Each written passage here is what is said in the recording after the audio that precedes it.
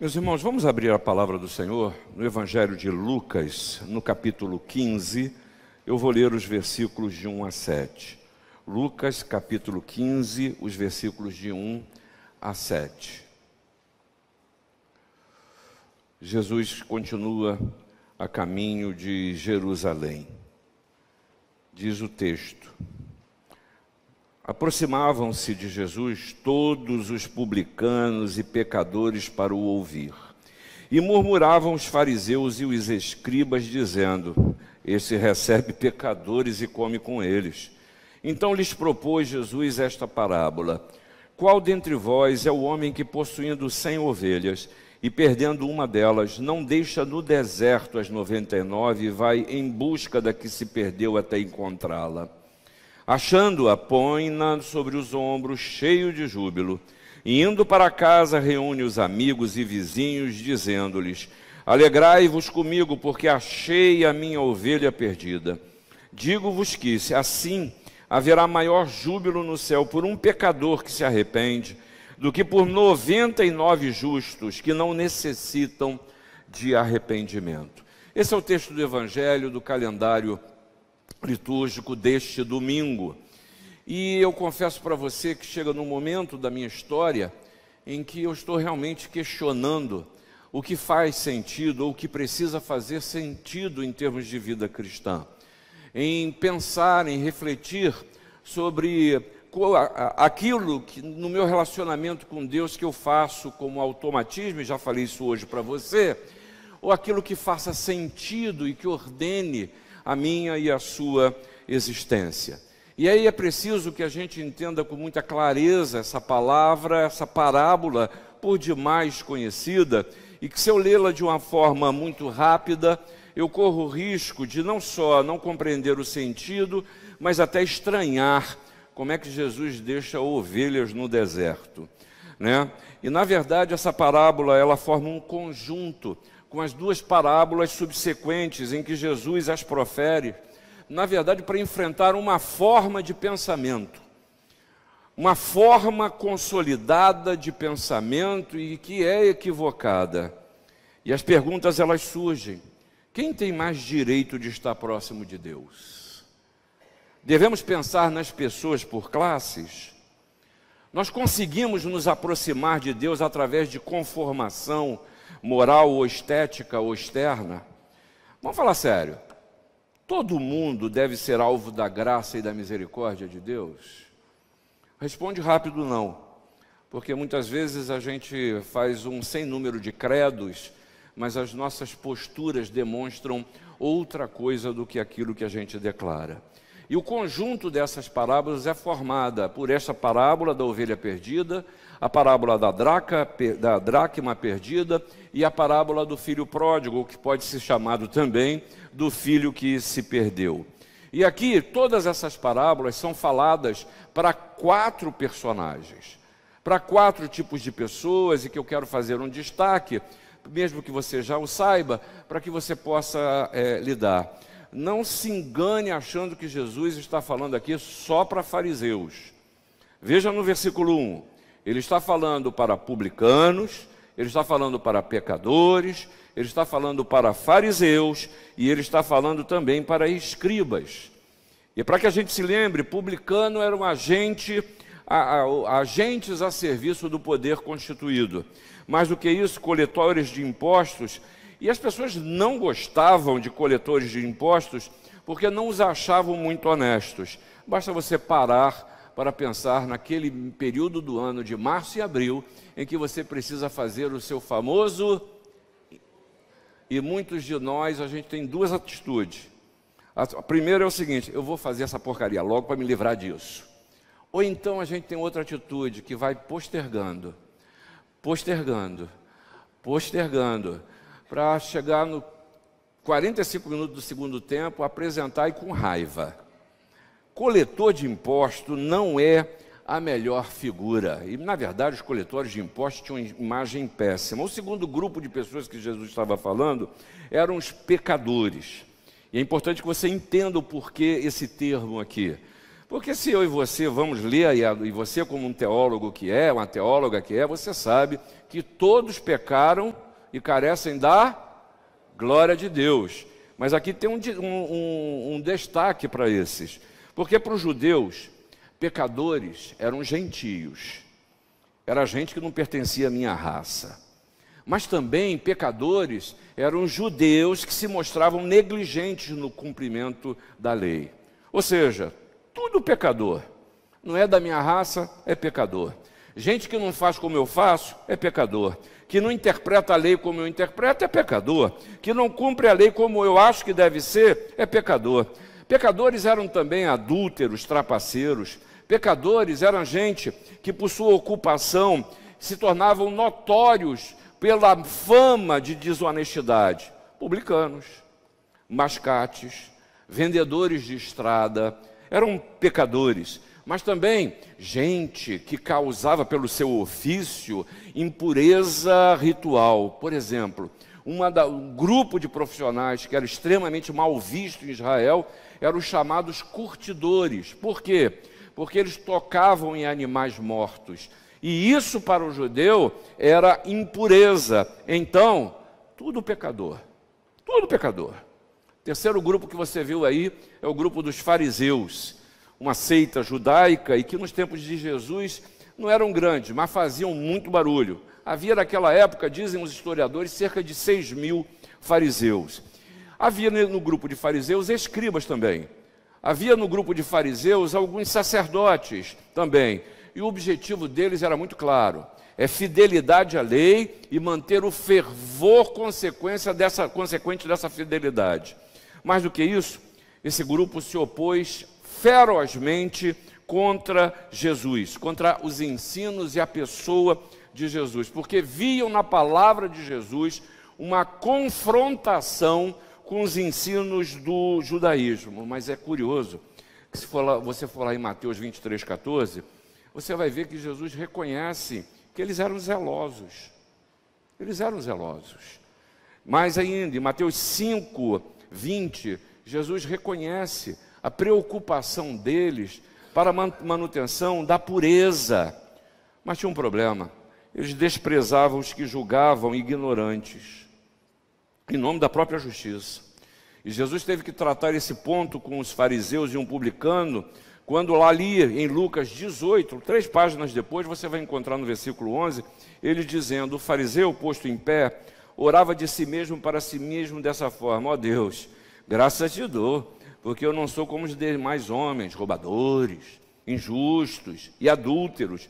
Eu não sou nem como esse publicano. Ou seja, eles pregavam o impedimento de todo contato com pecadores e publicanos. Ou seja, eles limitavam o horizonte do amor de Deus. E publicanos e pecadores estão junto com eles, ouvindo a Jesus. E aí, com isso, o problema é que eles não podiam pôr em prática o seu ideal de pureza, comportando-se, Jesus chega ao chamá-los de hipócritas e de sepulcro caiado. Sepulcro pesado isso, hein? E esse é o problema do universo legalista. No papel dá certo, na vida dos outros tem que dar certo. É fácil julgar a existência como fiscal do alheio, mas não funciona isso para ninguém, gente. Aí você vem para o quarto grupo, o grupo dos escribas, que era o tabelião, era o notário público, encarregado de fazer cópias do livro da lei. Por exemplo, Esdras foi um notável escriba, reconhecidíssimo, muito respeito. Mas o escriba também era o intérprete da lei civil e das leis religiosas. Eles tinham muita influência sobre o povo. E escribas e fariseus afirmavam que a gente vai entender, e a gente precisava entender melhor essas palavras, essas parábolas, se nós recordarmos que os judeus estritos, os fariseus e escribas estritos diziam o seguinte: presta atenção, hein? Há gozo no céu quando um pecador é destruído diante de Deus. Isso é um pensamento fariseu, escrito.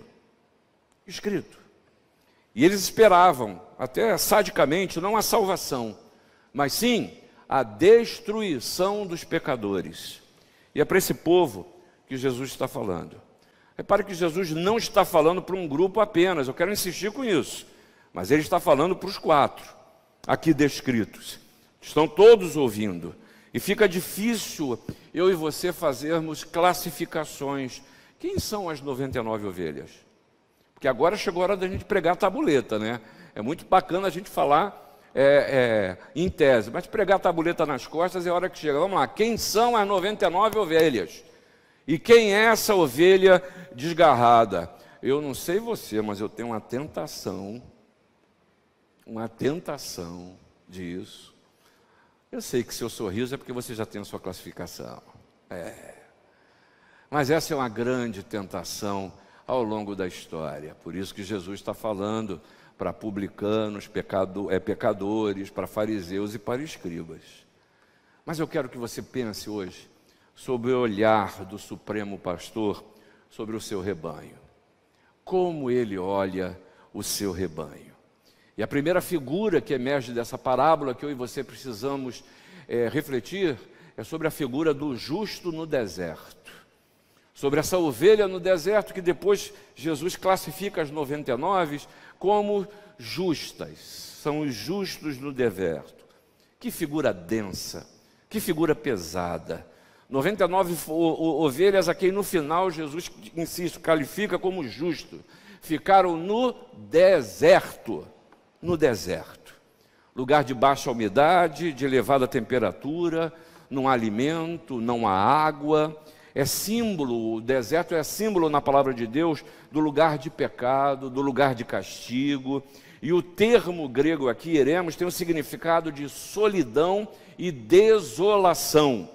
Os justos estão em solidão e desolação, não têm alimento. Um teólogo holandês chamado Van Rostzey, ele diz que está convencido de que Jesus está, na verdade, se referindo àqueles que se consideram justos. Os fariseus, por exemplo, que faziam parte da multidão a quem ele estava falando. Este era exatamente o conceito de ser justo dos fariseus. Esse é o conceito de justo ou de justiça que nós somos tentados a desenvolver, conformidade a regras e conformismo exterior. Não fala do meu jeito, não se veste como eu, não se comporta como, não interpreta como eu interpreto, deixa eu me isolar desse povo, ainda que o meu isolamento seja num deserto, porque é um tipo de justiça que leva ao deserto. Esses são aqueles que se consideram justos aos seus próprios olhos, pensamento fariseu. Eu sou judeu, eu observo a lei, o meu exterior se conforma, então eu sou justo. Quando a gente se vê como perfeito e justo, nós estamos caminhando para o deserto. Nós estamos indo para o redil das ovelhas que estão vivendo no deserto. Seria como se Jesus nos dissesse: vocês desprezam aqueles que vocês mesmos chamam de publicanos e pecadores, mas o céu se alegra mais pelo arrependimento de um destes do que por 99 de vocês, que de acordo com as suas tendenciosas opiniões, não precisam de arrependimento. O tema difícil esse, hein? O desprezo pelas pessoas. E eu preciso reconhecer, e sem querer julgá-lo, meu pedido é que você reflita, porque nós desprezamos as pessoas. Em algum tempo, em alguma medida, nós agimos como justos no deserto em nossas relações. A nossa suposta, ou chamada, ou esperada, ou pensada retidão nos leva para o deserto. Mas o arrependimento, que é a consequência de um coração sensível de Jesus, traz júbilo, traz alegria, traz paz. E Jesus está convidando os publicanos, os pecadores, os fariseus, os escribas, e também a mim, e também a você, a pensarmos nas pessoas como alvos da graça e da misericórdia de Deus. Há um cântico que os nossos grupos de louvor sempre nos convidam a cantar, que diz o seguinte: todos necessitam de um amor perfeito, perdão e compaixão. Todos necessitam de graça e esperança, de um Deus que salva. Mas Cristo move as montanhas e tem poder para salvar. Para sempre, autor da salvação, Jesus a morte venceu. Sim, sobre a morte venceu. Me aceita com os meus medos, falhas e temores, enche o meu viver. A minha vida entrego para seguir teus passos. A ti eu me rendo. Isso está falando de gente que peca.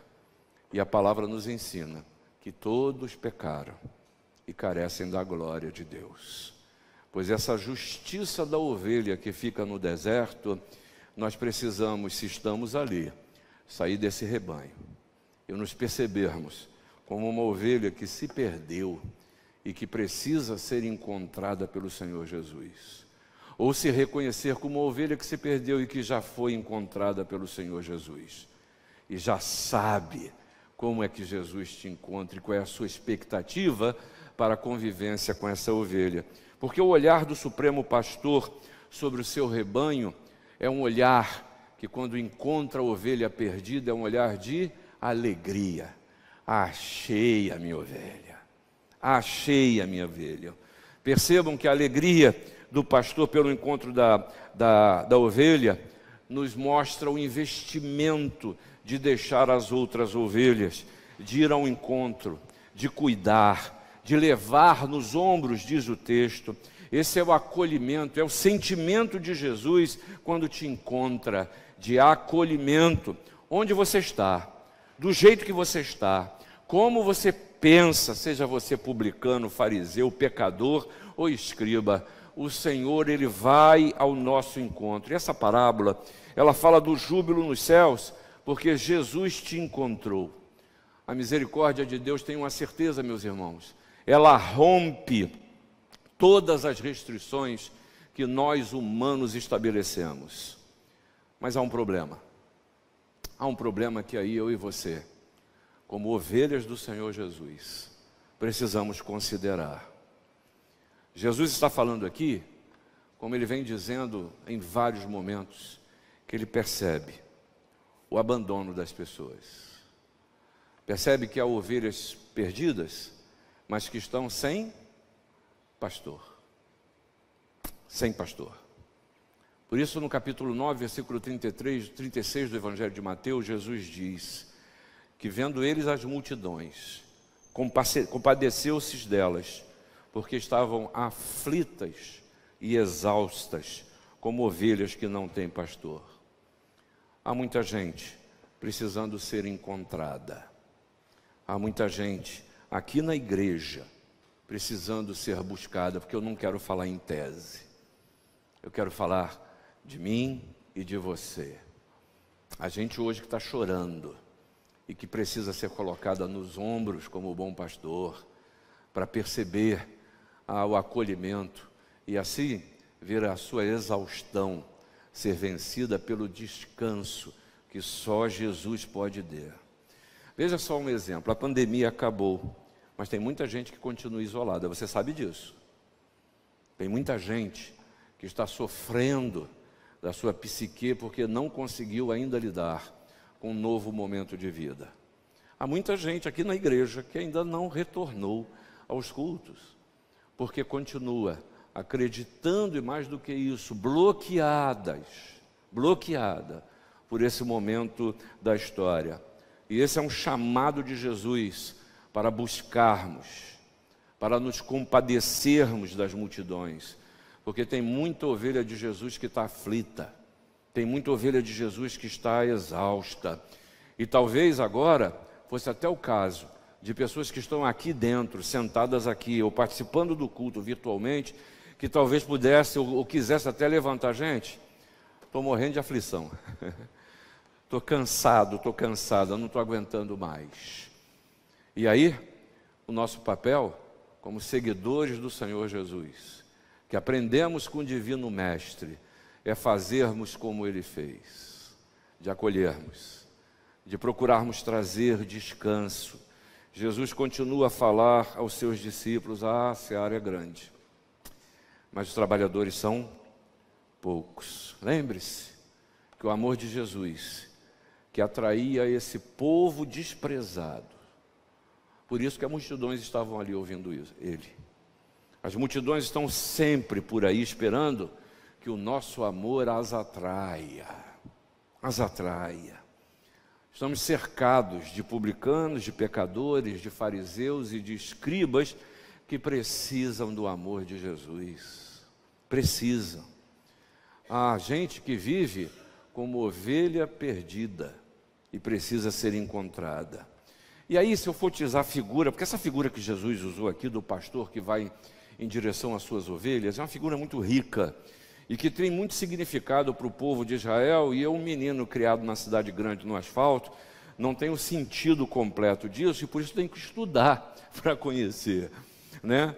Mas o pastor não era uma das figuras mais célebres no status social. Não, ele até, no certo sentido, ele era mal visto, o pastor.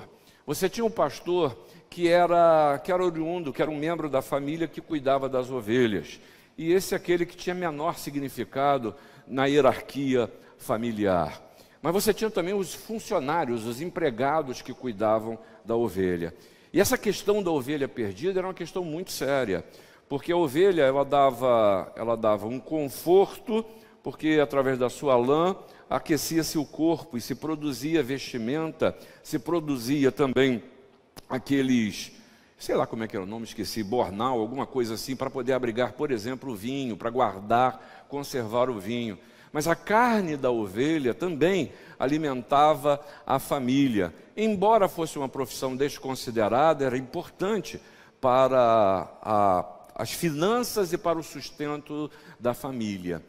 Simplesmente chegar em casa e dizer que uma ovelha se perdeu, isso não era bem assim. Você tinha que procurar. E se encontrasse morta, tinha que trazer os restos para mostrar que a ovelha morreu. Por quê? Porque a ovelha é um animal muito frágil. Esse é um símbolo muito importante para que eu e você pensemos em nós, seres humanos. Na nossa aparência fortaleza, como muitas vezes a gente demonstra, na nossa agressividade, que quer demonstrar que nós temos resistência, nós somos muito frágeis. Qualquer coisa nos desestrutura. Você pode continuar fazendo a cara de paisagem, que é bom que faça, tá? Não se entrega não. Mas a gente no nosso poder, seja temporal, seja financeiro, seja de força física, seja de capacidade de influência, sempre há momentos na nossa vida que nos desestruturam. Desestruturam. E a gente se sente absolutamente incapaz. E a gente vê o cuidado de Jesus em se preocupar, em particular, com quem é pequeno, com quem é frágil, em todos os sentidos. Em se preocupar com os momentos que a gente se perde nos caminhos da vida. Em se preocupar quando não encontramos ou não retomamos os caminhos que podem produzir vida em nossa vida. Mas o Senhor Jesus continua a dizer: procurai preferencialmente as ovelhas perdidas da casa de Israel. E esse é o quadro que Jesus transmite da pessoa de Deus. Jesus nessa parábola está dizendo: é assim que Deus te vê. É assim que Ele olha o rebanho que lhe pertence. Ele vai atrás de quem está perdido. Ele está tão contente quando se encontra com um pecador perdido, como está o pastor que volta ao lar com sua ovelha extraviada. Talvez os justos no deserto eu preciso limpar meu coração.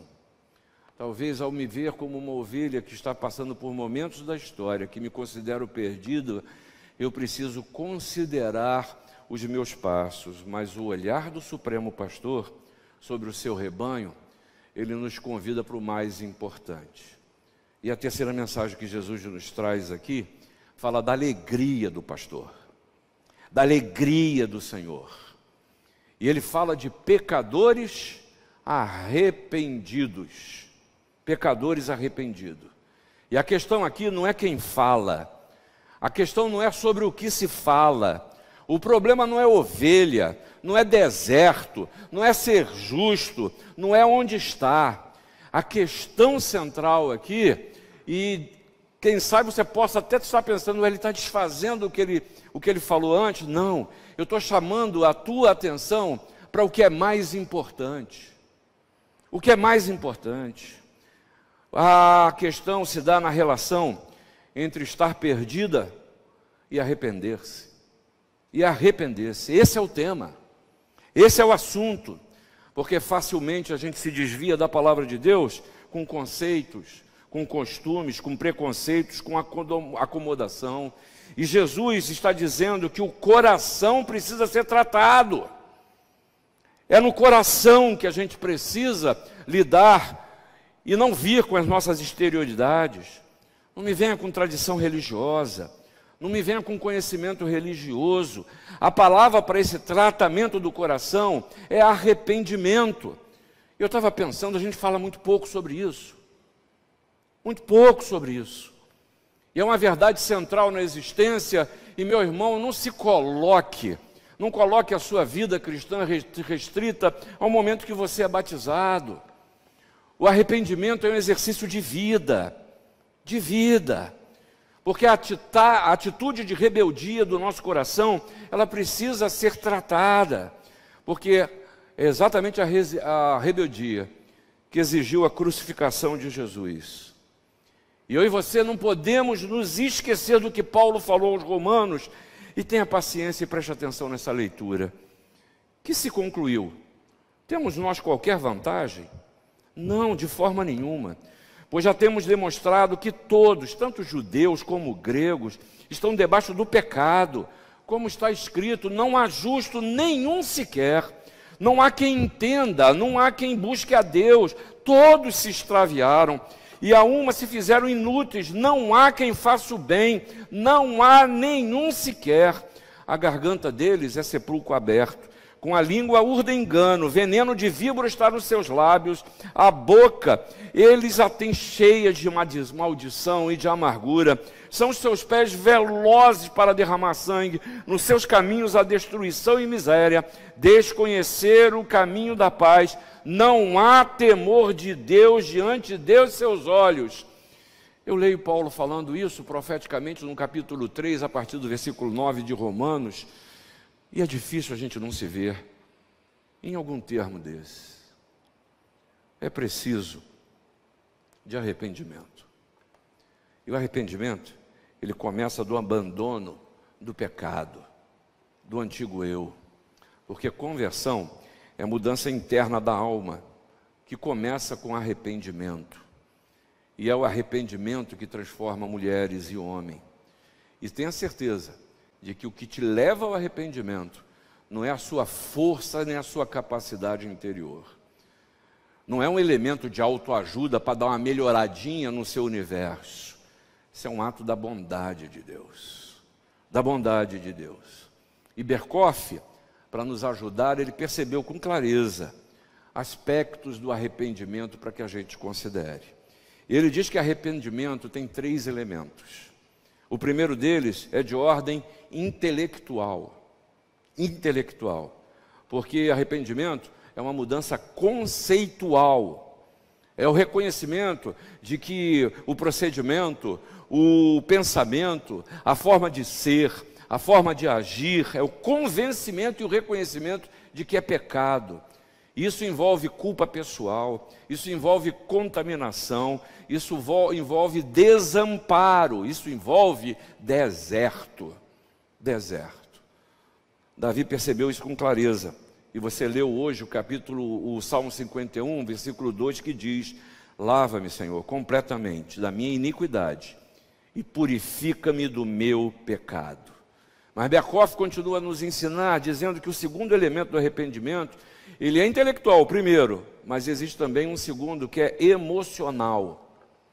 Há uma mudança de sentimento que se manifesta com a tristeza da situação em que você está vivendo. E que muitos de nós até conseguem ter esse sentimento de tristeza, mas preferem fugir dessa realidade, se enganando com prazeres da vida. Ou quem sabe, se enganando, cauterizando a mente ou aumentando o volume da música para não escutar o que a alma está falando. É uma mudança de sentimento. É uma tristeza segundo Deus. E nesse sentido, insisto com você, que se esse mover emocional vem de Deus, nos convida a nós nos dobrarmos diante dele e reconhecermos que primeiro não temos força, mas sem ele nada podemos fazer. Porque tem uma coisa, se não houver o mover de Deus, tem um sentimento que é primo do arrependimento, mas não é da mesma família, que se chama remorso. Remorso.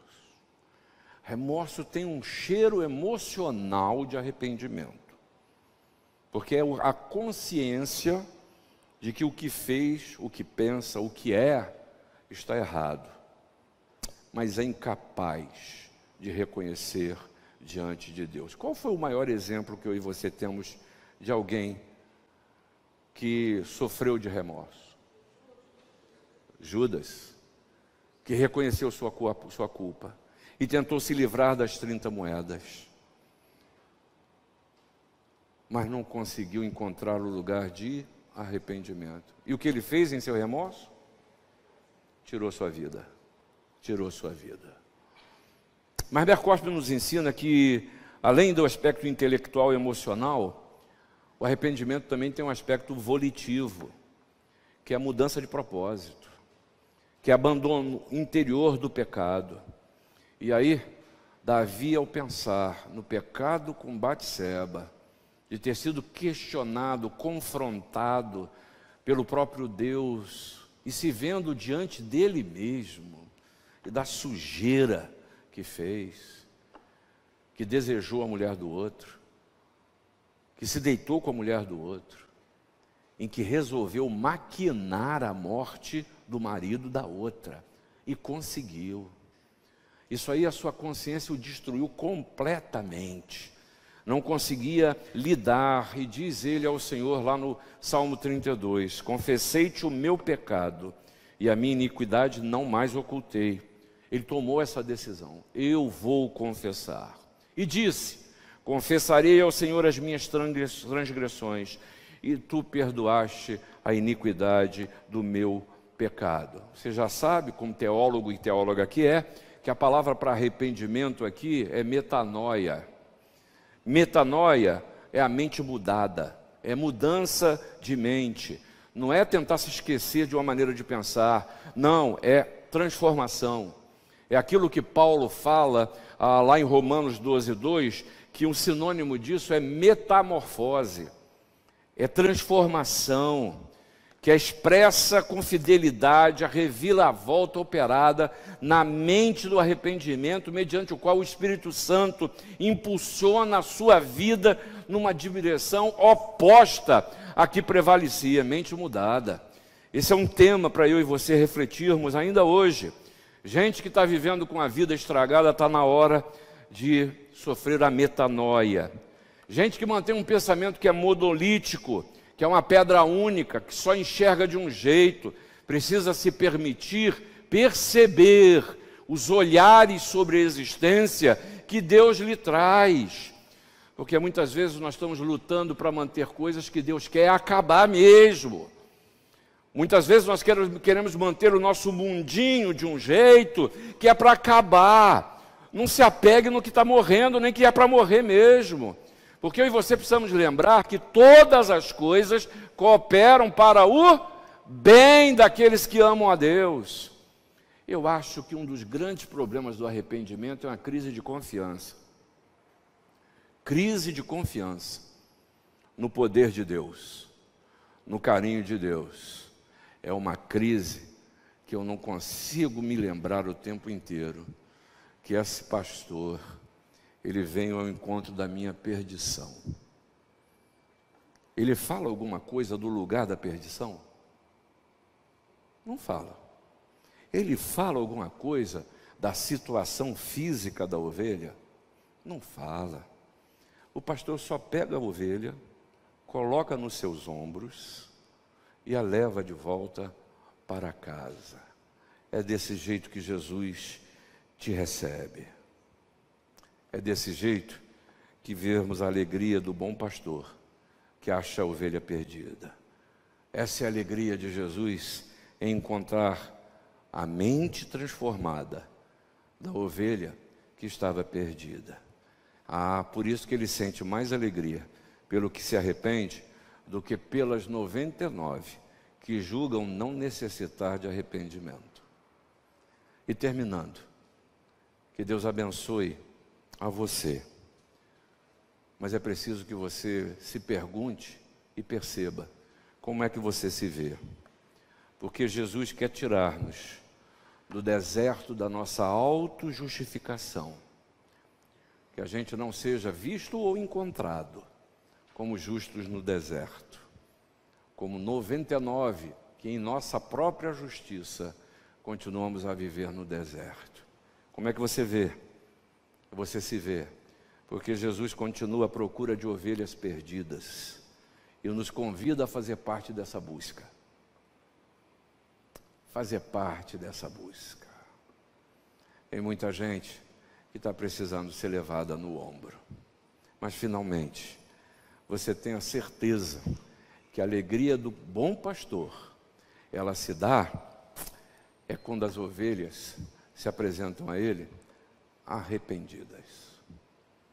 Que se permitem tratar por ele, que se permitem tratar das doenças, das feridas do coração, e assim ter vida e vida em abundância.